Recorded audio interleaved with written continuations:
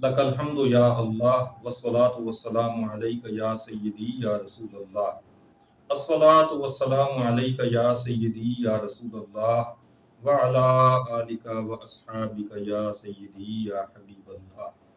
नाज़रीन मोहतरम, रुकू ब रुकू कुरान फहमी के सिलसिले में आज हम बात करेंगे सूरतुल मोमिनून पर, जो कि मक्किया है और कुरान मुक़द्दस की 23वीं सूरह मुबारका है तरतीब के लिहाज से।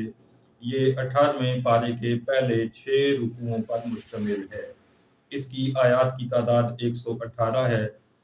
इसमें मोमिनीन की सिफ़ात हमीदा बयान फरमाई गई हैं, तौहीद और आखिरत के मुतल्लिक़ गलतफ़हमियों का इज़ाला किया गया है और अल्लाह की कुदरतों का बयान है। और ये बताया गया कि जब उस जैसा कोई भी नहीं है तो उसका शरीक कौन हो सकता है। हुज़ूर सय्यद आलम सल्लल्लाहु तआला अलैहि वसल्लम के इत्मीनान के लिए साबका अंबियाए किराम के तज़किरे भी इसमें शामिल हैं और उनकी कौमों ने जब उनकी तकज़ीब की, उनका इनकार किया और हठ धर्मी का मुज़ाहरा किया तो उनको जिस अंजाम से दो चार होना पड़ा उसका भी इस सूरह मुबारका में तफसील से ज़िक्र मिलता है। सूरह मोमिनून पहला रुकू 18वें पारे का ये पहला ही रुकू है। इसमें ये बताया गया कि मोमिन मुराद को पहुँचने वाले हैं और फलाह पाने वाले हैं। इनका तारुफ ये दिया गया कि ये नमाज में खुशू का मुज़ाहरा करते हैं और बेहुदा बात की तरफ बिल्कुल इल्तिफ़ात नहीं करते, ज़कात अदा करते हैं और अपनी शर्मगाहों की हिफाजत करते हैं, अमानतदार हैं, वादे वफ़ा करने वाले हैं और नमाज़ों की हिफाजत करने वाले हैं। यही जन्नतुल फिरदौस के वारिस हैं, जिसमें ये हमेशा रहेंगे। रहम मादर में बच्चे की तख्लीक और नशोनुमा के मराहिल का यहाँ पर तज़किरा है। अल्लाह ताला की अज़मत शान बयान की गई है और ये बताया गया कि दुनिया में आने के बाद, यहाँ ज़िंदगी गुजारने के बाद फिर मौत है और फिर क़यामत बर्पा होगी। अल्लाह रब्बुल इज़्ज़त ने 7 आसमान बनाए, वो मखलूक से बेखबर नहीं है। बारिश बरसाता है रब ताला और पानी उतार कर फल और मेवे पैदा करता है और वो इतनी कुदरत वाला है कि चाहे तो उस पानी को ले जाए। जैतून के दरख्त का भी यहाँ पे ज़िक्र मिलता है कि ये ऐसा दरख्त रब ताला ने पैदा किया है जिससे तेल निकलता है जो कई तरह के काम आता है। चौपायों का ज़िक्र किया गया कि उनका दूध इंसान को फ़ायदा देता है, उसकी खुराक बनता है और उनका गोश्त इंसान की खुराक बनता है और फिर वो चौपाए इंसान की सवारी के भी काम आते हैं। तो रब ताला इस तरह अपनी कुदरतों के जलवे दिखाता है। सूरह मोमिनून का दूसरा रुकू 18वें पारे का भी ये दूसरा ही रुकू है। इसमें हज़रत सय्यदना नूह अलैहिस्सलाम की बेसत और आपकी दावत का ज़िक्र किया गया और ये बताया गया कि आपकी कौम के वडेरों ने ये कहकर आपकी दावत को रद्द किया, मा हाज़ा इल्ला बशरुम मिस्लुकुम, कि ये तो नहीं मगर सिर्फ तुम्हारी मिसल एक बशर। तो आपको बशर कहकर आपकी नबूवत और आपकी दावत का लोगों ने इनकार किया और आपको नऊज़ुबिल्लाह दीवाना तक कहा। हज़रत नूह अलैहिस्सलाम ने जब देखा कि ये लोग दीन हक को कबूल करने के लिए हरगिज़ तैयार नहीं हैं और आप उनकी तरफ से मायूस हुए, तो आपने रब की बारगाह में उनके हिलाक के लिए दुआ फरमाई। रब ताला ने आपको कश्ती बनाने का हुक्म दिया और फिर कश्ती जब बन गई तो ऐसा तूफान आया कि जिसने सबको हिलाक कर दिया। कश्ती के अंदर हज़रत नूह अलैहिस्सलाम ने रब ताला के हुक्म पर हर जिन्स के एक एक जोड़े को बिठा लिया और इंसानों में से अपने मानने वालों को उसमें बिठाया। आपके 3 बेटे जो अहले ईमान थे वो उसमें सवार थे, 3 बहुएं भी उनके साथ शामिल थीं और दीगर मोमिनीन भी थे, जिनकी कुल तादाद 78 बनती है। तमाम कुफ़ार को गर्क करने के बाद रब ताला फरमाता है कि हमने और संगत पैदा की। यहाँ पे हज़रत हूद अलैहिस्सलाम की कौम आद का पैदा करना, उसका ज़िक्र किया गया है। उन्होंने भी कौम को वही दावत दी جو پچھلے انبیاء دیتے رہے کہ اللہ کو اپنا رب مانو، کسی کو اس کا شریک نہ کرو۔ تیسرے رکوع میں بتایا گیا کہ ان کی قوم کے نافرمانوں نے بھی وہی الفاظ استعمال کیے، ما ھذا الا بشر مثلکم، کہ یہ ہود علیہ السلام تو محض ایک بشر ہیں، اس کے علاوہ یہ کچھ نہیں ہیں، اور جب ہم لوگ ہڈیاں ہو جائیں گے تو اس کے بعد کیسے زندہ ہوں گے؟ حود علیہ السلام تو یہ کہتے ہیں کہ اس کے بعد تمہیں زندہ کیا جائے گا، حالانکہ یہ بالکل ممکن نہیں ہے، اور یہ اللہ پر جھوٹ باندھ رہے ہیں، نعوذ باللہ۔ ہم ان کی دعوت کو ماننے والے نہیں ہیں۔ حضرت حود علیہ السلام کی عرض پر اللہ تعالیٰ نے چنگھاڑ کا عذاب بھیجا، جس نے انہیں گھاس اور تنکے کر دیا۔ پھر پے در پے رسول آئے، لوگوں نے جب ان کا انکار کیا تو انہیں بھی اگلوں سے ملا دیا گیا، اسی طرح سے ان پر بھی عذاب آئے، اور اگلے انکار کرنے والوں کے ساتھ ان کو بھی جہنم کا رب تعالیٰ نے ایندھن بنا دیا۔ اس کے بعد حضرت سیدنا موسیٰ اور سیدنا ہارون، ان دونوں کا ذکر پاک ہے کہ ان کو فرعونیوں کی طرف بھیجا گیا۔ جب انہوں نے دعوت دی تو فرعون اور اس کی قوم نے ان کا انکار بھی اسی انداز میں کیا جیسے پچھلے انبیاء کا انکار کیا جاتا رہا، ان کو بشر کہہ کر انؤمن لبشرین مثلنا، کہ یہ جو ہماری مثل دو بشر ہیں، کیا ہم ان پر ایمان لے آئیں؟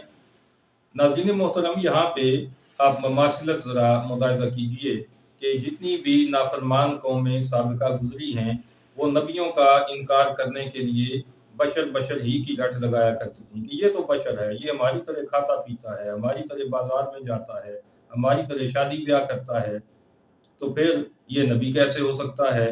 اور آج ہمارے معاشرے میں بھی ایک طبقہ ایسا ہے کہ جو نبی کریم رؤوف الرحیم صلی اللہ تعالیٰ علیہ وآلہ وسلم کی عظمتوں اور آپ کی رفتوں کا انکار کرتے ہوئے آپ کو محض اپنی مثل بشر قرار دیتا ہے۔ تو ان کا کنیکشن انہی پہلے لوگوں کے ساتھ ہے، انہیں ان کے انجام سے عبرت حاصل کرنی چاہیے اور اپنا قبلہ درست کرتے ہوئے صحیح اور سچا دین قبول کر لینا چاہیے۔ چوتھا رکوع ہے سورۃ المومنون کا، یہ 18ویں پارے کا بھی چوتھا رکوع ہے۔ اس میں رب تعالیٰ نے پیغمبروں کو مخاطب کر کے کچھ احکام ارشاد فرمائے۔ مفسرین نے یہاں پہ مختلف توجیحات پیش کی ہیں کہ یہ سابقہ پیغمبروں کو ان کے اپنے اپنے ادوار میں یہ احکام ہر نبی کو دیے گئے تھے، اور ایک توجیہ یہ بھی دی گئی کہ مخاطب تو انبیاء کو کیا گیا ہے، لیکن دراصل یہ احکام ان کی امتوں کے لیے تھے۔ بہرحال یہاں پہ حکم دیا گیا کہ پاکیزہ چیزیں کھاؤ، اچھے کام کرو، اور میں تمہارا رب ہوں، مجھی سے ڈرو۔ رسولوں کا کہا مان کر اللہ کو رب مانے اور آخرت پر ایمان رکھنے والے بھلائیوں میں جلدی کرتے ہیں، یہ بھی یہاں پر حقیقت بیان فرمائی گئی ہے۔ منکرین کے وڈیرے جب پکڑے گئے عذاب میں تو فریاد کرنے لگے۔ رب تعالیٰ نے فرمایا کہ فریاد نہ کرو کہ اب تمہاری مدد نہ ہوگی۔ اہل مکہ جو حرم کی خدمت پر بہت اتراتے تھے، ان کو بھی یہاں پر مخاطب کیا گیا اور فرمایا کہ ہم ان کے پاس وہ چیز لائے جس میں ان کی ناموری تھی، مگر وہ عزت سے منہ پھیرے ہوئے ہیں۔ یعنی نبی کریم رؤوف الرحیم صلی اللہ تعالیٰ علیہ وسلم کا ان کے اندر مبعوث ہونا اور قرآن مجید ساتھ لے کر آنا، یہ وہ نعمتیں تھیں جن کی اگر قدر کرتے، ان پر ایمان لے آتے تو ایسی ناموری مل جاتی کہ قیامت تک ان کے چرچے ساری کائنات میں جاری رہتے، مگر یہ لوگ اس سے محروم ہیں اور انہوں نے اپنی عزت سے بھی منہ پھیر رکھا ہے۔ پانچواں رکوع ہے سورۃ المومنون کا، جو کہ 18ویں پارے کا بھی پانچواں ہی رکوع ہے۔ اس میں یہ ارشاد فرمایا کہ کان، آنکھیں اور دل اللہ تعالیٰ ہی نے بنائے اور تمہیں زمین میں پھیلایا، پھر اسی کی طرف تم نے اٹھنا ہے۔ زندگی اور موت رب تعالیٰ نے پیدا کی ہے، اور دن اور رات کی تبدیلی بھی اسی کے حکم سے ہے۔ آخرت کا انکار کرنے والوں سے رب تعالیٰ نے فرمایا کہ زمین اور جو کچھ اس میں ہے کس کا مال ہے؟ اے محبوب، آپ ان سے یہ سوال کیجئے۔ جب آپ سوال کریں گے تو ان کا جواب کیا ہوگا؟ وہ کہیں گے کہ سب کچھ اللہ کا ہے۔ تو پھر اے محبوب تم فرماؤ کہ پھر تم سوچتے کیوں نہیں ہو، عقل کو استعمال کیوں نہیں کرتے ہو؟ ساتوں آسمانوں اور بڑے عرش کا مالک کون، یہ ان سے پوچھا جائے۔ اور اے محبوب جب آپ پوچھیں گے تو یہ کہیں گے کہ اللہ ہی ان سب کا مالک ہے، تو پھر آپ ان سے فرما دیں کہ پھر تم ڈرتے کیوں نہیں؟ کس کے ہاتھ ہے ہر چیز کا قابو، کون ہے جو سب چیزوں پر قدرت رکھتا ہے؟ تو یہ جواب میں کہیں گے کہ اللہ، اس لیے کہ اور کوئی ایسی ہستی ہو ہی نہیں سکتی کہ جو ان ساری قدرتوں اور ان ساری طاقتوں کی مالک ہو، تو انہیں مجبوراً یہی کہنا پڑے گا کہ اللہ ان سب چیزوں کا مالک ہے۔ تو پھر اے محبوب تم ان سے فرماؤ کہ کس جادو کے فریب میں انکار کرتے پھر رہے ہو؟ اگر اللہ رب العزت کے ساتھ کوئی اور خدا ہوتا تو وہ اپنی برتری چاہتا، اس طرح دنیا کا نظام نہ چل سکتا۔ تو اس سے معلوم ہوا کہ رب تعالیٰ لا شریک ہے، وہ ہر نہاں اور عیاں کا جاننے والا ہے، اور وہ بلند ہے ان کی شرک سے، وہ بے نیاز ہے ان سے۔ ناظرین محترم، چھٹا اور آخری رکوع ہے سورۃ المومنون کا، یہ 18ویں پارے کا بھی چھٹا ہی رکوع ہے۔ اس کے اندر ایک بڑا قیمتی اصول ہمیں دیا گیا کہ سب سے اچھی بھلائی کے ساتھ برائی کو دفع کرو، یعنی اگر برائیوں کو مٹانا ہے تو برائی کر کے نہیں مٹا سکتے، اچھائی کے ذریعے ان کو مٹانا ہوگا، یعنی شرک کو مٹانا ہے تو توحید کے ذریعے، اگر جھوٹ کو مٹانا ہے تو سچ کے ذریعے، اگر گناہوں کو مٹانا ہے تو تقوی کے ذریعے۔ یہ بڑا قیمتی اصول ہے، اللہ پاک ہمیں اس پر عمل کی توفیق عطا فرمائے۔ اس رکوع میں یہ بتایا گیا کہ جب کفار کو موت آتی ہے تو کافر اس وقت واپسی کی تمنا کرتا ہے کہ وہ نیکیوں میں زندگی گزارے، یہ اس وجہ سے کہ اس وقت اسے جنت اور دوزخ دونوں چیزیں دکھا دی جاتی ہیں۔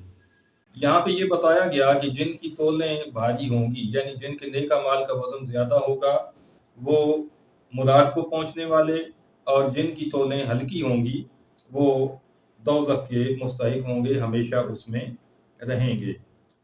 کفار دوزخ سے نکالے جانے کی فریاد کریں گے تو رب تعالیٰ ارشاد فرمائے گا کہ اب فریاد نہ کرو، دھتکارے ہوئے یہاں پڑے رہو، اور اب میرے ساتھ بات نہ کرو، تم میرے اطاعت گزاروں کا مذاق اڑایا کرتے تھے، آج میں نے ان کے صبر کا بدلہ انہیں دے دیا۔